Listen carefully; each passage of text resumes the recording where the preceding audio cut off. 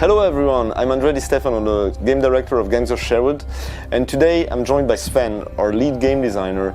And you haven't come empty-handed today, right? So no, I am very excited to give you guys a closer look into the gameplay of Gangs of Sherwood. You guys might have seen already some stuff at Nacon Connect, but we're both here to showcase you a deeper and more extensive look into Gangs of Sherwood. Okay, awesome. Let's get started.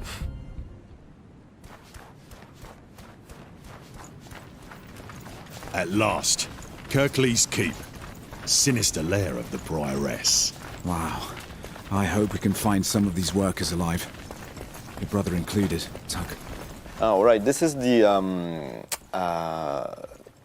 Prioress of Kirklees Castle, actually. It's a level that takes place around the middle of the game, where the characters are already powered up, so they don't have their full moveset yet, but as you progress into the game, you develop more moves. This is one of the parts of the levels where there's no combat, but it's an opportunity for us to develop the narratives, to have the characters talk together, before actually going in and start the fight. So here you can see the player enter one of the many combat arenas in Gangs of Sherwood, where you fight together a large group of enemies together with your friends. We try to make our combat as dynamic and fluid as possible, and we also want to make sure that every character feels unique, like Robin, who you're currently seeing air comboing an enemy. Is our archer, so he has a lot of different arrow types that he can use to combo the enemy from afar. And he has those floating arrows. Yeah, those are called star arrows, and you might have noticed earlier before that if you shoot your shining arrow, that's the yellow arrow, that travels very fast, it would launch all these star arrows towards the enemy. Oh, yeah.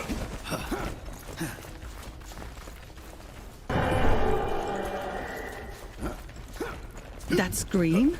I've heard people suffer all my life. And these arenas are connected by these parts of the level where we have a bit of platforming and traversal. It's very unique looking for like the Robin Hood mythology. Right. I guess we really, their own thing with the traditional Robin Hood story. There's really this mix of medieval and technology. And as you go in this level, the technology becomes more and more present, actually. Now here's another arena. Yeah. That's a Ferrum coil. So that Ferrum coil makes it so that all the enemies in the arena become invulnerable. And if you want to try to damage the enemies, you'd have to destroy the Ferrum coil first. Yeah. This is Marion. Marion, yeah. This is our assassin character, and she has the unique ability of throwing daggers that stick on the enemies, and that's that little number you see on top of the enemy's head. And Marion has the ability to then trigger those daggers by performing a specific attack. And that's massive damage. And it does a lot of damage. Yeah. It creates this really cool like in-out playstyle where you pester enemies from afar, and then once the moment is there, you try to trigger as much daggers as possible. But that's her advanced mechanic, right? Yeah. All the characters, they have their own basic playstyle. Yeah. Marion has this sword that becomes a chain, but then she can do actually this dagger stacking mechanic. We found it important that we design a combat in such a way where it's easy to get into, but there's still some room for mastery. The Prioress is definitely up to something. Confessions don't require that amount of machinery for sure. Well, no matter how painful they get. Here we come at one of the resistance checkpoints, where you can donate the gold you've gathered by playing through the level.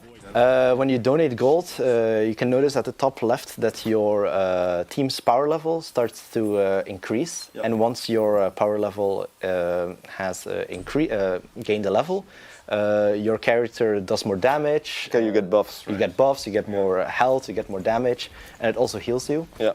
Oh yeah, I guess that's... So it's really important that you donate your gold to the people.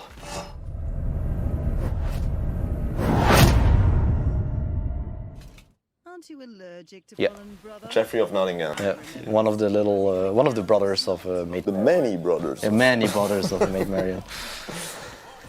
Yeah, and Oh, and actually, there's the same ferrum coil mechanic that we saw earlier. Yeah. But there's no static antenna here. Yeah, it's slightly remixed. It's now an enemy itself is carrying it around. Yeah. And it's that's something we're really focused on to make the encounters unique and different, to create different scenarios. Their own gimmicks, right? Yeah. And so essentially, the guy carries around this tower that makes everyone invulnerable, and he becomes your priority target because before killing him, you cannot kill anyone else. Yeah, exactly.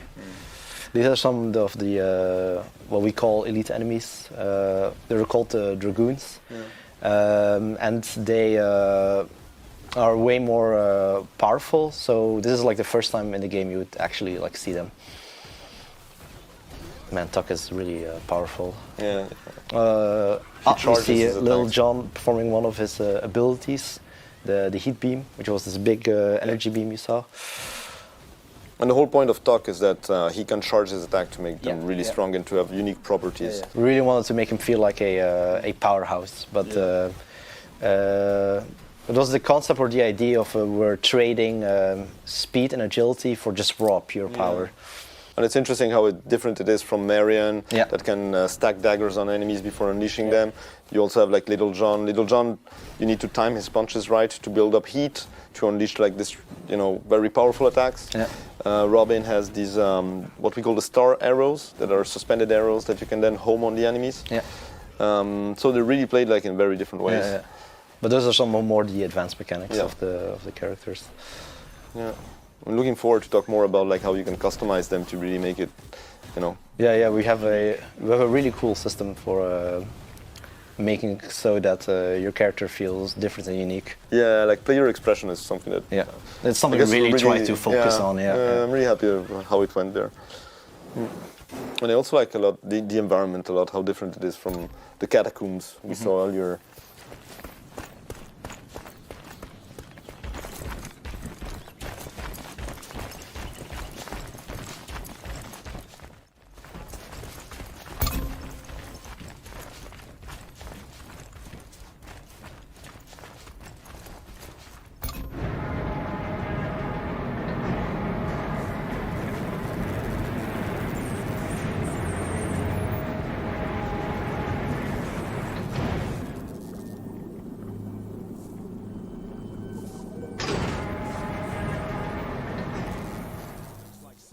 And this part of the level is actually the laboratory of the Prioress.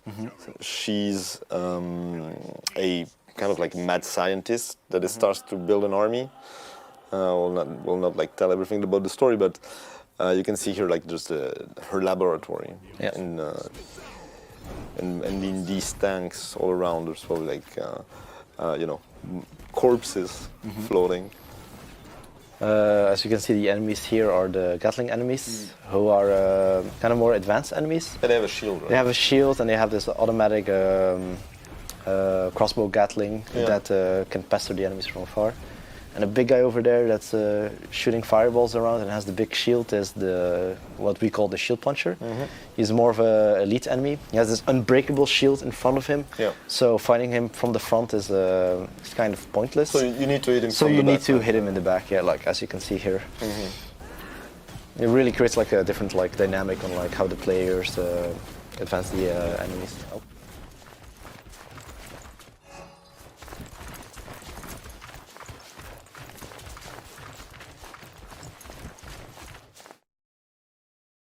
You lucky worms! You're about to witness the rebirth of my child, born from flesh and steel, drenched in so much blood. But we want more! And there's the big boss herself. Yeah, the Prioress of Kirklees. And her minion, Red Roger.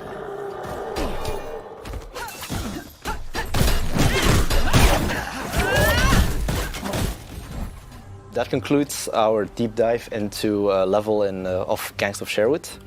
Yeah, we're looking forward to show you other levels and go deeper into the mechanics and the characters and everything the game has to offer. And we have way more to showcase.